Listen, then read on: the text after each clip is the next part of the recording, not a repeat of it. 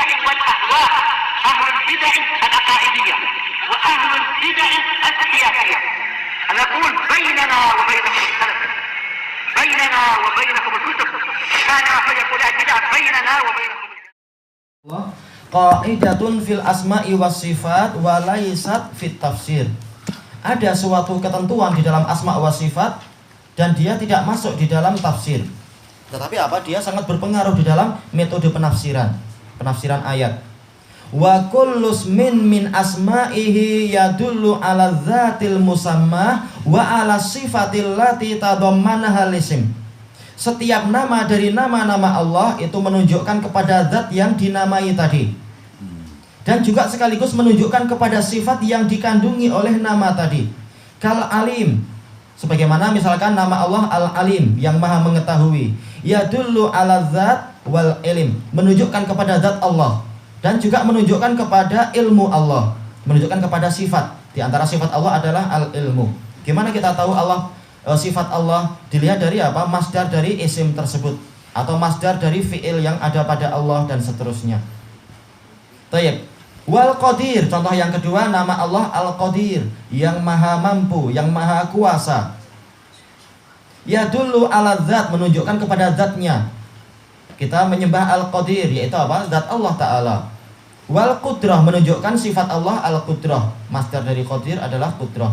Contoh yang lain, nama ar-rahim, yadullu ala zat, menunjukkan kepada zat. Bismillahirrahmanirrahim. Dengan nama siapa kita ini makan atau minum atau menulis? Dengan nama Allah, yang mana dia memiliki nama ar-rahim.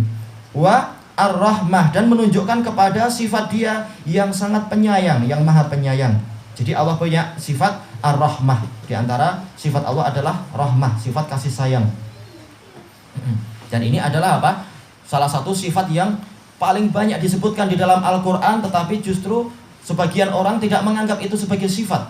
Padahal ini adalah termasuk sifat yang paling banyak disebut. Allah Ta'ala punya sifat kasih sayang, punya sifat belas kasihan. Sifat Allah bukan hanya 7, bukan hanya 10 atau 20, tapi seperti apa yang Allah Ta'ala ceritakan sendiri.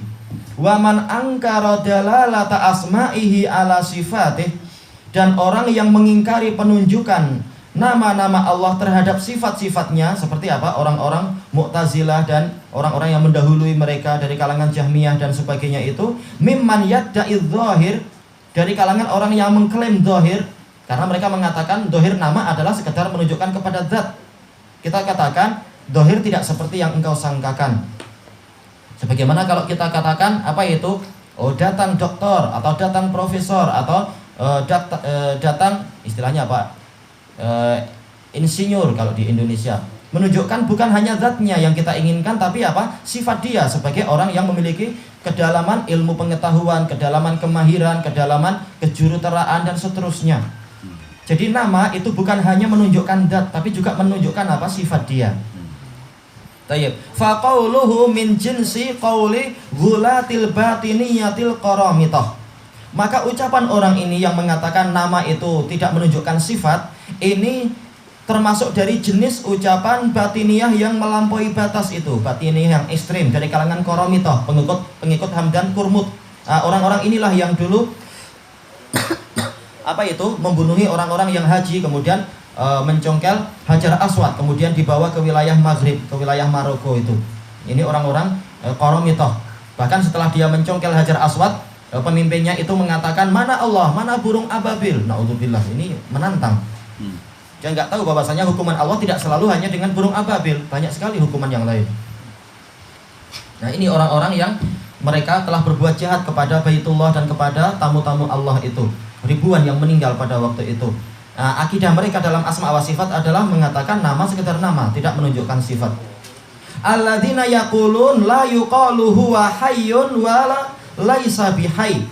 Yang mana mereka mengatakan, ini yang kelompok ekstrimnya, mengatakan tidak boleh kita katakan Allah itu hayy, maha hidup, dan tidak boleh kita katakan dia tidak maha hidup. Jadi nggak boleh kita katakan Allah hidup, nggak boleh kita katakan Allah mati. Nah, berarti gimana itu? Nggak hidup dan nggak mati.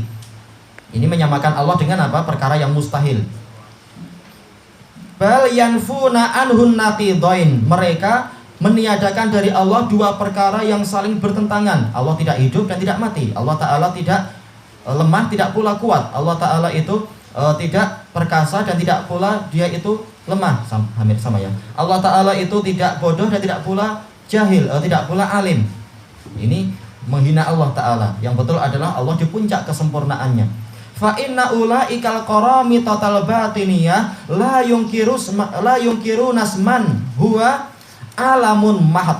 Karena kelompok qaromitoh batiniyah tadi mereka tidak mengingkari nama-nama yang dia itu adalah alamun mahad, yaitu sekedar apa? Sekedar julukan yang murni, semata-mata menunjukkan nama saja. Kal mudhammarat, seperti domir-domir itu saja. Domir huwa atau ana atau hiya atau hum, ini domir, sekedar menunjukkan zat, tidak menunjukkan sifat apapun. Apa? Yang mana? Domir. Artinya ganti nama. Ganti nama.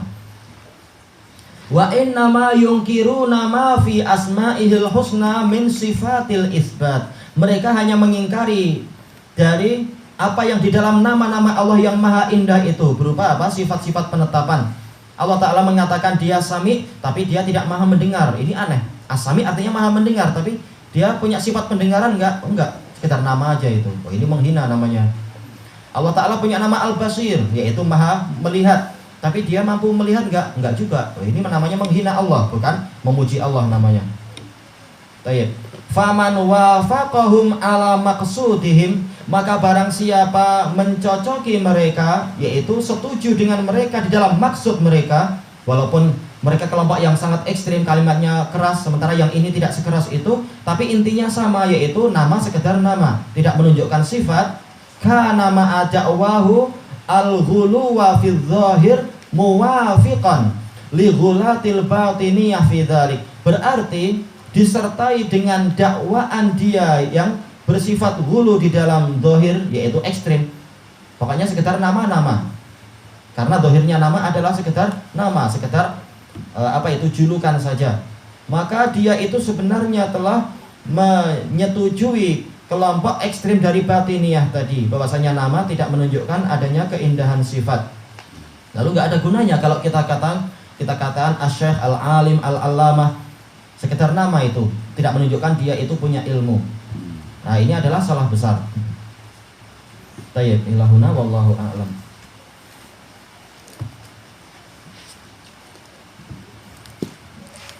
Apa gunanya seseorang dikatakan ustadz tapi ditanya dia punya ilmu enggak? Enggak punya ilmu, bukan ustadz namanya. Ustadz secara definisinya adalah apa? Al-mahir fil ilm, orang yang mahir di dalam ilmu. Makanya namanya ustadz.